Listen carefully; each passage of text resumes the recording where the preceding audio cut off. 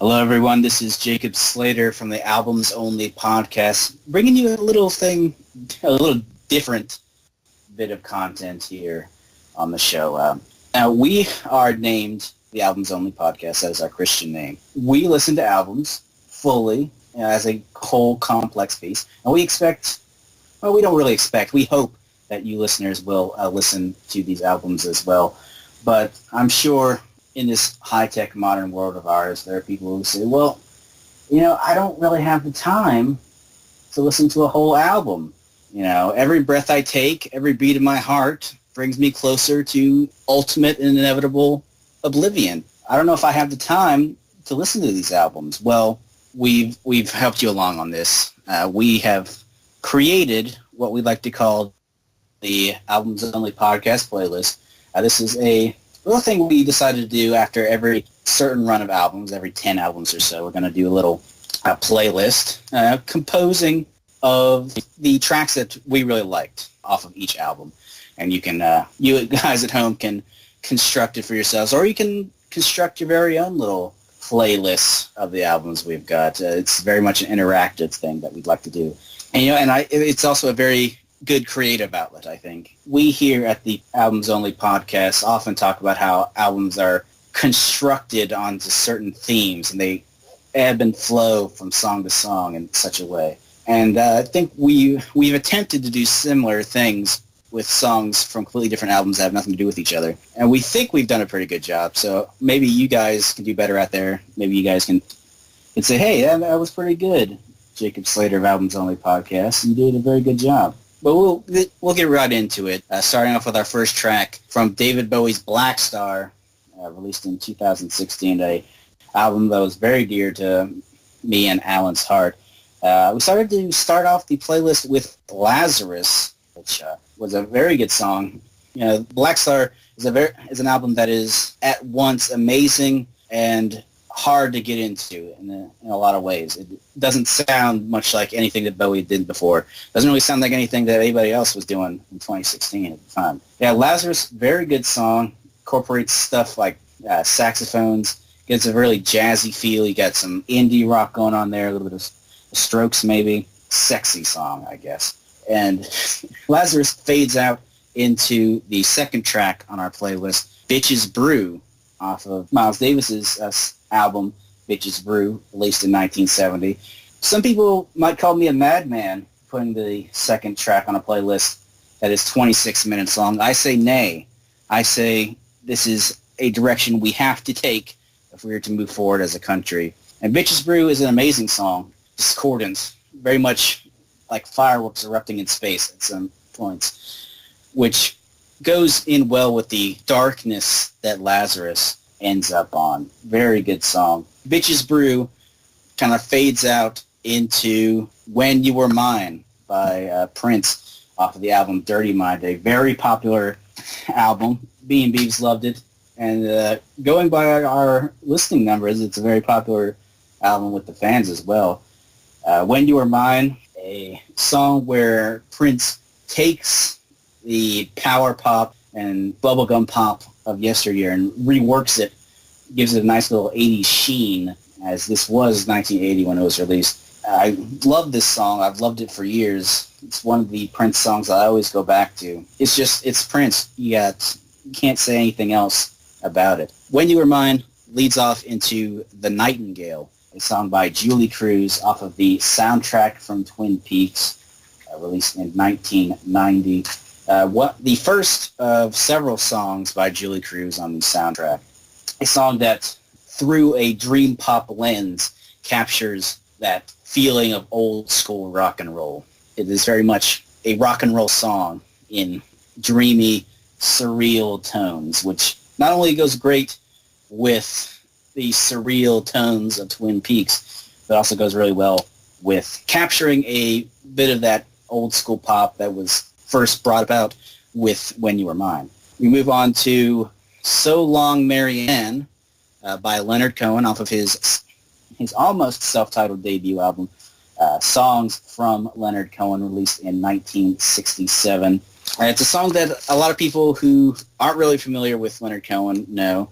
Much like Hallelujah or Suzanne, it's one of those great songs. Very much a drinking song almost, very a party song, a song that elevates you as a person. I really enjoy it. I think it kind of captures a folkiness that I kind of lost touch with, I guess, after I grew away from classic rock music and Bob Dylan and such. To kind of return to that with So Long Marianne is kind of a nice little change of pace.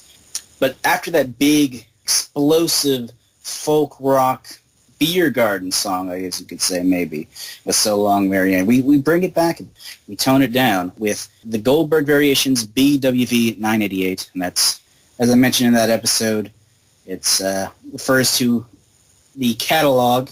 That's Goldberg Variations was the 988th composition by Johann Sebastian Bach, specifically Variation 25 of Glenn Gould's rendition of the Goldberg Variations, released in 1955. It is the longest track on that album, at 6 minutes long, and even though it is not as explosive, and maybe not a great example of the virtuosity and the skill of Glenn Gould as a pianist, it is a very beautiful song, very somber song. Doesn't sound anything like the rest of the stuff on that particular album, but still very beautiful. And after you've been partying up with So Long Marianne, you need a little bit time to settle down. After Variation 25, we move on to Portishead's third with the song We Carry On, a very driving song. It's got those drums. It's got that electronic rhythm going on. Very much industrial, I think. It brings to mind the movement of conveyor belts in a steel foundry almost. That process of machination and industrialization. We Carry On, one of the first track on the kind of second half of that album, which I really enjoyed. I really loved the second half of that album. I think Alan did as well.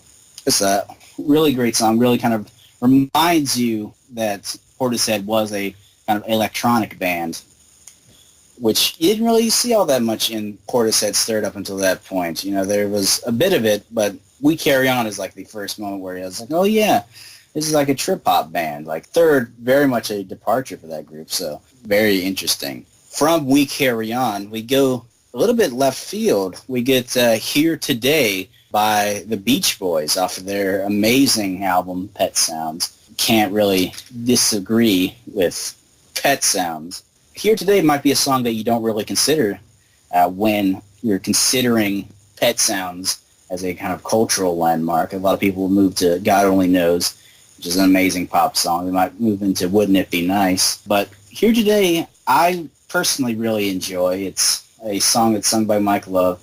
And if you ever talk to me, you already know my opinions about Mike Love. But Here Today, really good song. A bit rockier, I think, than some of the other songs on the record. But it's got a really great chorus, has a really good sense of building up energy in a song. Really fun. Speaking of Pet Sounds, we're going to move into a completely opposite direction with Sparks.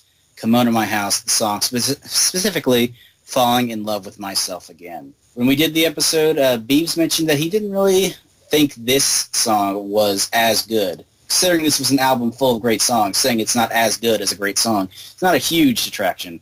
But I had the kind of opposite feeling. I really enjoyed this song, this ode to petty narcissism, which seemed kind of out of place to me. I really like the triplets, I think, that Russell Mael gets into with his vocals.